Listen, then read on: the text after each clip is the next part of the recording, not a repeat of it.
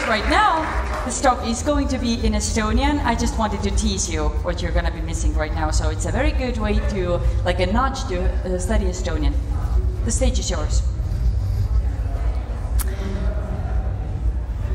Tere hommikust või päevast.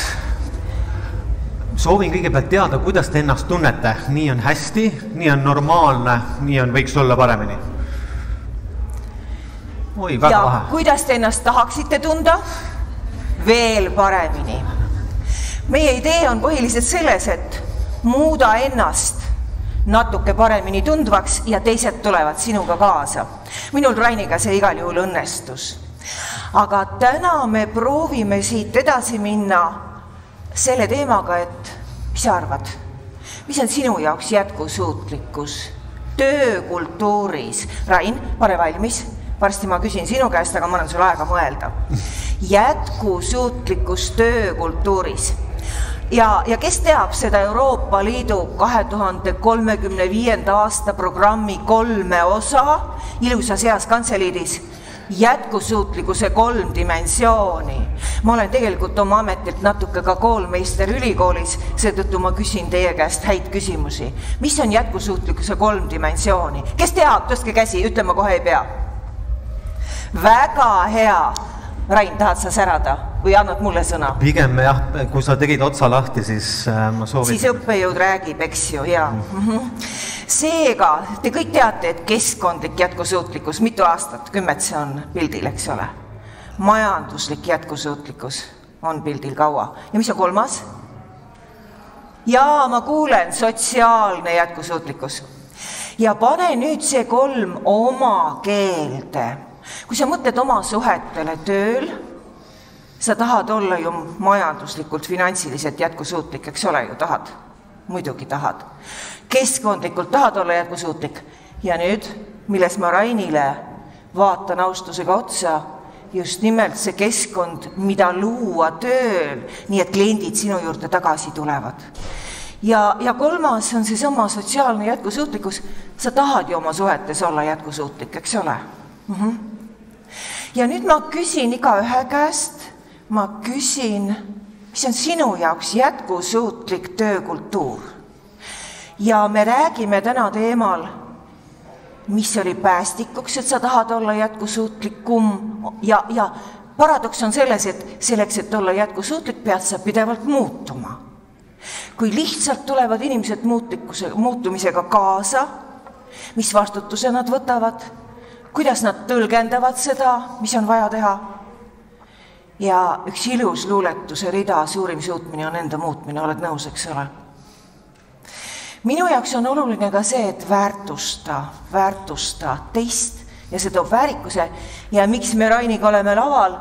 Ma leidsin sellega temas. Oi, kuidas me seda otsisime põnevalt läbi arengu, vähemalt sellel 1,5-tunnisel kohtumises, mis meil 2 on olnud. Aga nüüd ma tean, et terve minu slaidiprogramm, mida ma ei kavatse teile küll ette lugeda, aga selles on paradoks. Ma õppisin Rainilt päris palju seda jätkusuutlikkust, ehk selles slaidiprogrammis teie jaoks ma kogusin kokku mõtted selle kohta, mida ma enda tõlgenduses Raini töökultuurist välja tõin. Aga enne kui me Raini juurde läheme, nimeta mõned märksõnad esialgu oma naabrile, mis iseloomustavad sinu jaoks selles 3 mõttes head jätkusuutlikku töökultuuri. Majanduslik, sul on finantsid korras, keskkond on hea ja suhted on head. Räägi naabriga 1 minut. Mina räägin Rainiga 1 minut. Kas sa oled soovid? Rain, sina vastad esimesena, eks?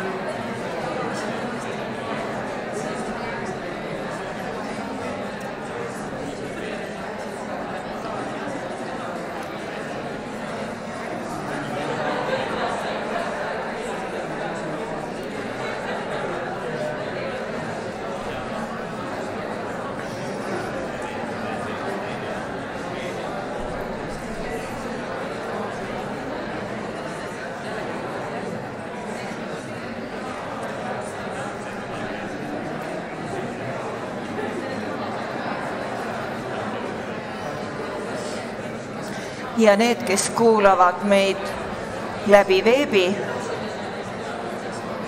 nendel palun kirjutada ka endal selle jätkusuutliku töökultuuri mõisted.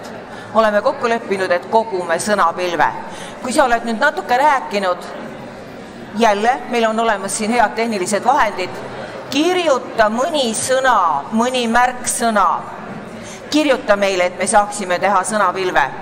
Mis on sinu jaoks töökultuuris jätkusuutlikkuse 1 või 2 kõige olulisemat märksõna? Proovi nad meile saata, me näeme selle saali pilti. Mis on sinu jaoks jätkusuutlikkuse iseloomustavad kõige olulisemad märksõnad? Ja Rain, ole valmis, sina oled esimene, kes vastab.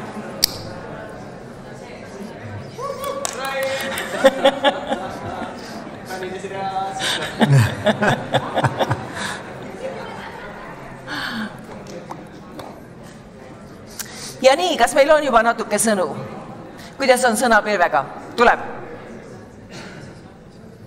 Aga saalist, kes tahab öelda, mis on tema jaoks peamised märksõnad? Turvalisus. Veel midagi? Oi, kui hea, ühised väärtused. Ja väärtushoiakud, mida me kokku lepime, nad on erinevad, aga nüüd mine edasi. Räägi, Annika, oled sa, Annika, ma ei näe nii hästi. Räägi siit edasi, mis on need väärtushoiakud, mida sa oluliseks pead?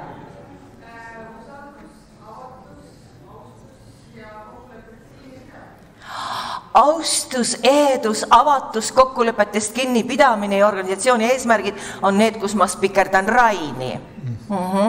Ja vajadused, mis on välja öeldud, ja vajadused, mis on vastastikku kokku lepitud, et me nii käitume. Väga hea. Ja 3. lause saalist, palun. Jaa. Väga hea. Erinevuste aktsepteerimine. Mina olen mina, sina oled sina. Kui me saame koos edasi, on hästi. Kui ei saa, siis saame teine kord. Ja muudame käitumist, muutes ennast. Suurim suutmine, enda muutmine. See oli minu assotsiatsioon sellele tekstile, mida ma kuulsin. Kuidas on sõnapilvega? Mis sealt tuli? Veel on natuke aega. Veel on mõned sekundid. Rain, kuni need sekundid tulevad ja me näeme sõnapilve, mis on sinu mõte? Hea jätkusuutlik töökultuur. Ma tean, et need asjad, mida sina oluliseks pead, on vajadused, ehedus, empaatia. Nii olen mina tõlgendanud, me kõik peegeldame erinevalt tagasi, aga räägi nüüd sina ise. See on teema, mis on mulle hästi südamelähedane ja hästi oluline. Ja kuidas seda teada saada, et ma ei ole, mis on need asjad, mis loovad jätkusuutliku töökultuuri, kuna ma olen ise ettevõtja, siis ma julgen kuidagi kõiki innustada, et ei ole vaja tudeerida liialt palju raamatuid või läbida kursusi, mis on muidugi hästi arendavad ja need aitavad enamasti meelde tuletada ja leida need väärtused iseenda sees. Et kuidas ma sain need nii-öelda tugitalad, mida ma teiega hetke pärast jagan, on ikkagi läbi enesearengu, et mida rohkem ma saan teadlikuks iseendast, siis ma saan ju enda vajadustest rohkem aru. Ja enamasti me kõik oleme hästi sarnased, et me oleme erinevad, aga me oleme vajaduste poole pealt hästi sarnased. Ja kui on nagu väärtused paigas, mina ise töötan nii-öelda külalislahkuse sektoris, kus ongi 2 terminit, millega ma pidevalt silmitsi seisan, on klienditeenindus versus külalislahkus, siis klienditeenindus on justkui välja mõeldud termin, külalislahkus on midagi, mis on 1000 aastaid eksisteerinud. Et huvitav niisugune fenomen. Aga selleks, et ma saaksin oma head külalislahkust pakkuda oma töö juures ja minu kallid kolleegid saaksid seda sama teha, siis peab toetama see keskkond. Et midagi peab olema seal, et me tunneksime ennast hästi, et me oleksime laetud, et me oleksime motiveeritud. Motivatsioon on selline naljakas asi, et siis kui seda kõige rohkem vaja on, siis seda ei ole.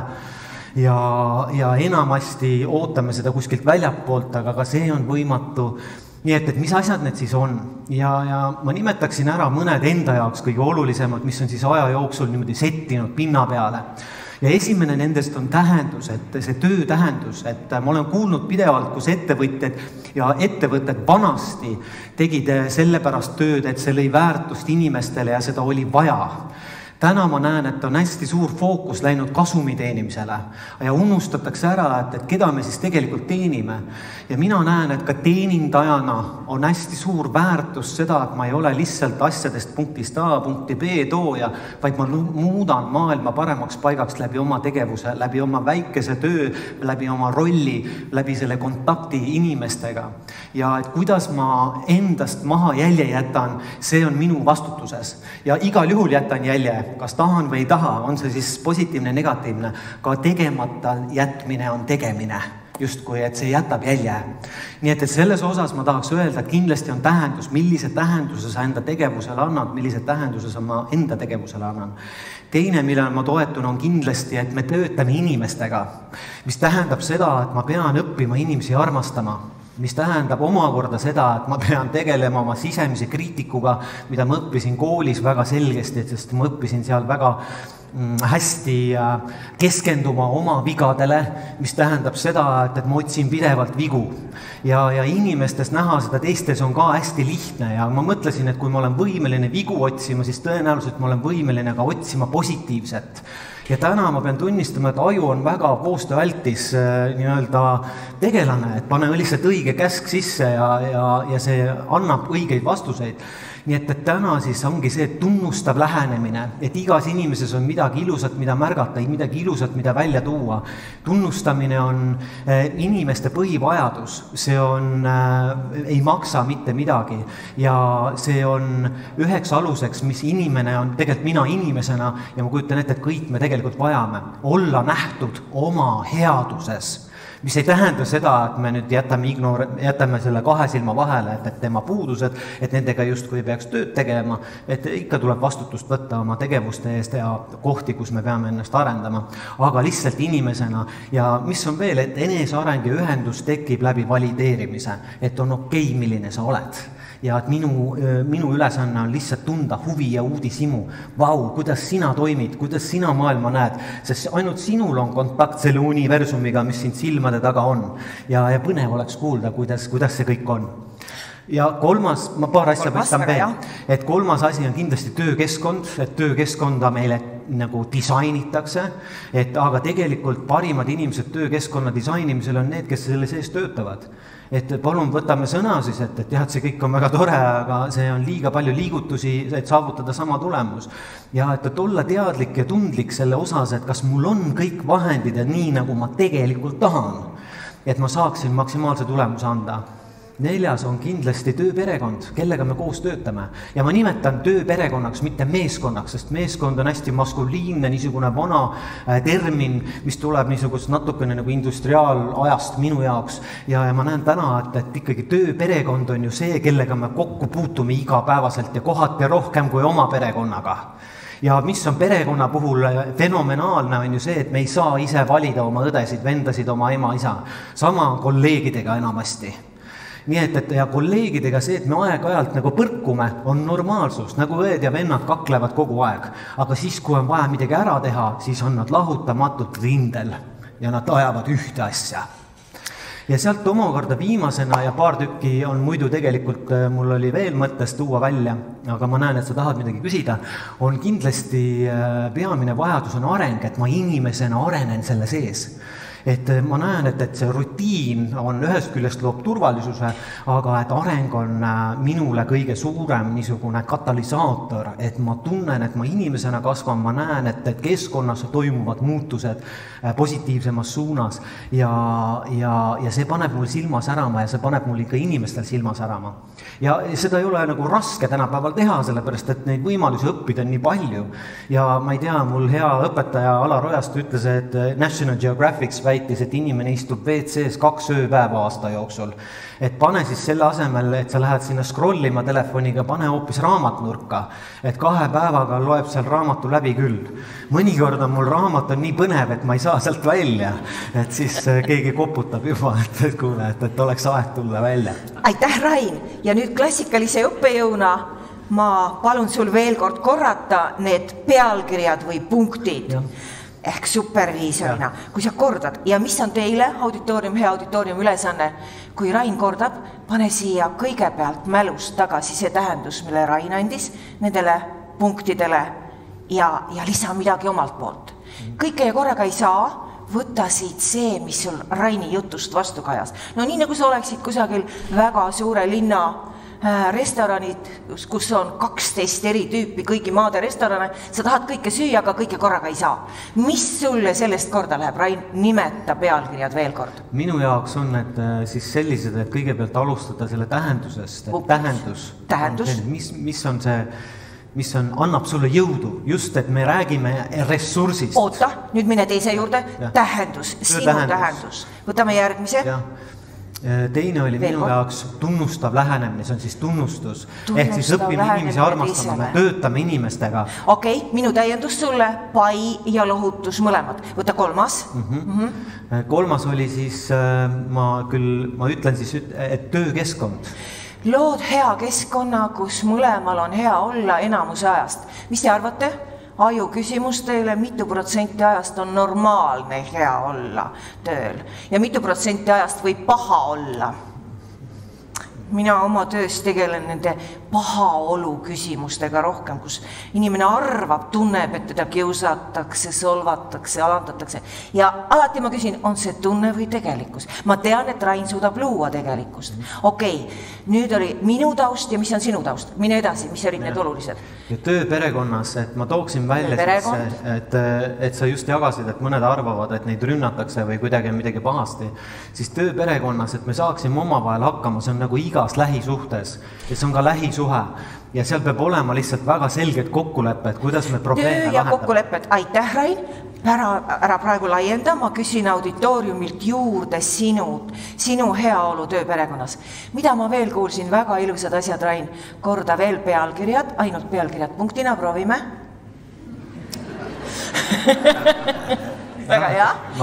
Tulge appi, te teate, te kuulsite, tulge appi. Tähendus, nii veel. Tunnustus, seltskond. Ja keskkond. Ma kuulsin, ma ei tea, oli see minu alateadvus, ma panen juurde. Ühine eesmärk. Meil on koos hea olla. Rain, eks ole? Need asjad. Ma kordan seda, mida ma sinu podcastidest olen kuulnud. Autentsus, ehedus. Mina olen mina, sina oled sina. Ja me saame koos edasi, ma aktsepteerin sind säärasena, nagu sa oled. Ja need on head asjad. Mis on sulle see tähendus töökeskkonnas? Aga nüüd ma teen pöörde ja ma tean, et selleks, et see kõik välja tuleks, Rain, suurim suutmine on enda muutmine. Mis ajendas sind ennast muutma? Mis olid need tõuked, kui sa võtad ühe etapi elust? Kus sa tulid selle filosoofia peale? See ei ole filosoofia, et see on otsene kokkupuude reaalsustega. Et see on see lihtsalt, et olla tundlik oma keskkonna ja inimeste suhtes. Et kui me teeme silmad lahti, tegelikult me kõik saame aru, mis on nagu valesti või mis oleks vaja selleks, et ma tunneksin ise ennast paremini. Kas või töö perekonnas toimimine, et sa ütlesid, et aksepteerime kõiki. No see ei ole nagu lihtsalt nii-öelda must-valge, et aksepteerin sind. Ei, vaid et kuna me oleme erinevad ja me tajume maailma erinevalt ja meie terminid ja kõik arusaamad on erinevad, siis meil peavad olema väga selged kokkulepped. Ja minu kokkulepped on siis sellised, et see maja seisab 4 posti peal, et töö perekonnas toimimisel on meie väärtused on see, et me oleme ausad iseenda suhtes ja teiste suhtes ja ei loo mingit illusioone. Teine on see, et me oleme austavad, et me austame seda, et sinu kogemus võib olla totaalselt erinev kui minu oma ja meil on õigus olla eriarvamustel, mis ei tähenda seda, et nüüd on midagi valesti. Küll aga meil on järgmine on see, et on hea tahtlikkus, et ma ei muutu sinu suhtes kibedaks, hinnanguliseks ja mõistan, et minu enda piiratus on reeglina, kui ma mõistan kedagi hukka, siis on see ainult selle põhjal, et ma ei saa temast lõpuni aru.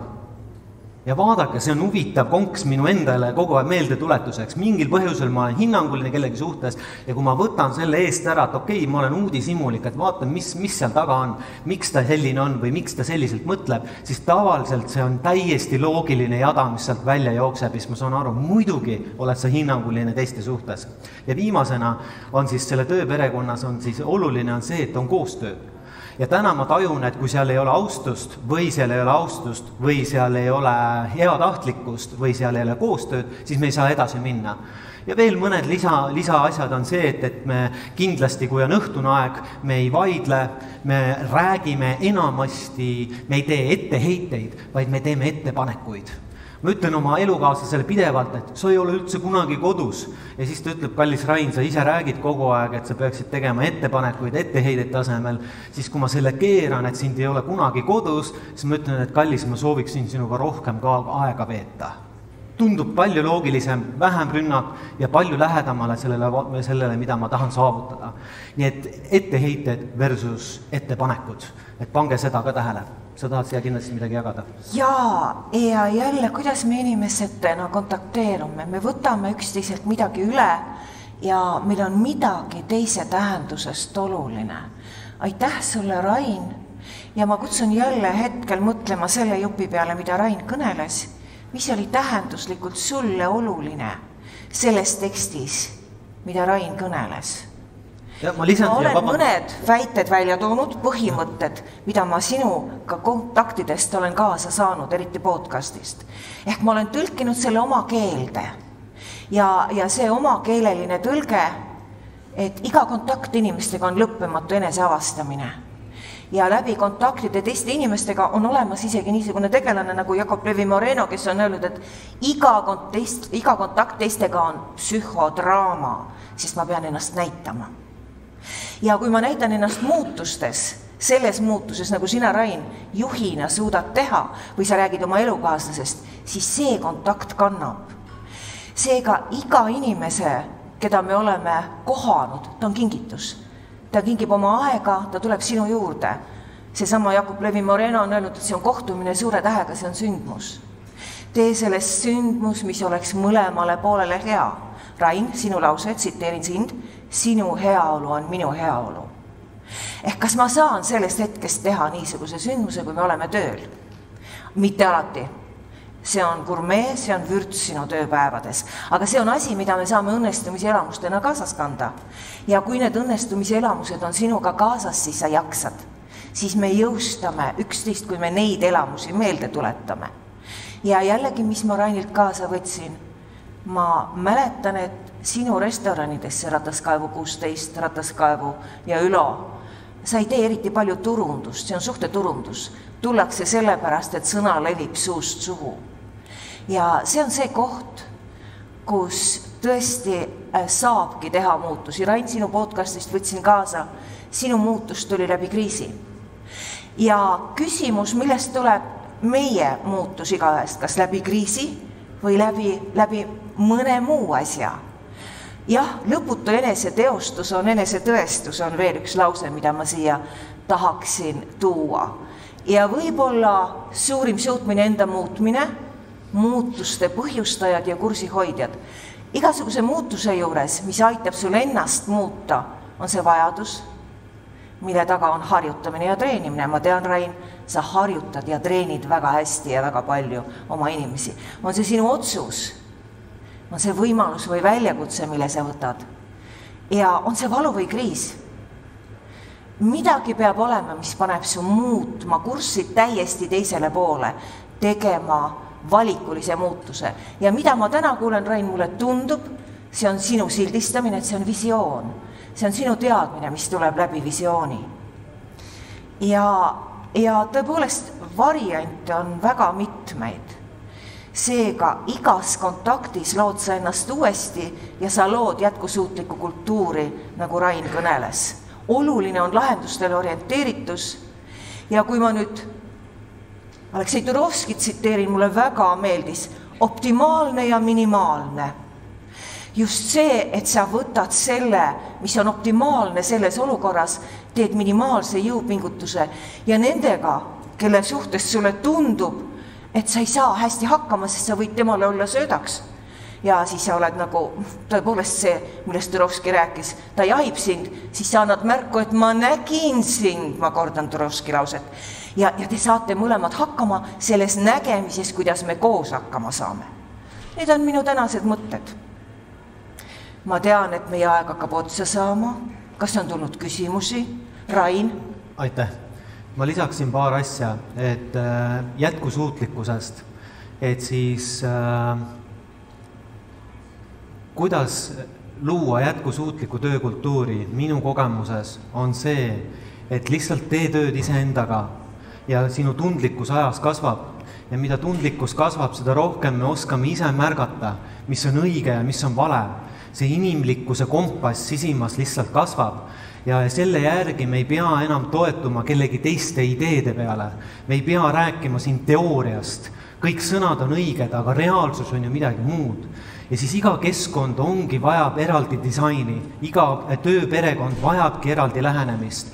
Igal ühel on omad nurgad ja seda saab ainult siis, kui me oleme päriselt kohal ja päriselt tajume, mis siin on, mida ma tegelikkuses vajan, mida see grupp vajab ja kui ise ei oska, siis ma väga soovitan võtta väljapoolt abi, et täna on coachingud, mentorlus, teiste kogemuslood, mingisugused raamatud, õpitoad ja nii edasi, kindlasti toetavad seda kõike. Ja sellega ma lihtsalt soovin anda teile jõudu ja ressurssi, et meis kõigis on see info olemas, mida me vajame, et luua jätkusuutliku töökultuuri. Täiendan Raini. Hea teooria pannakse kokku heade praktikate põhjal, nagu Rain praegu rääkis. Ja kui sa selle praktika ise kokku paned, siis sa teedki oma lähenemisviisi asjadele.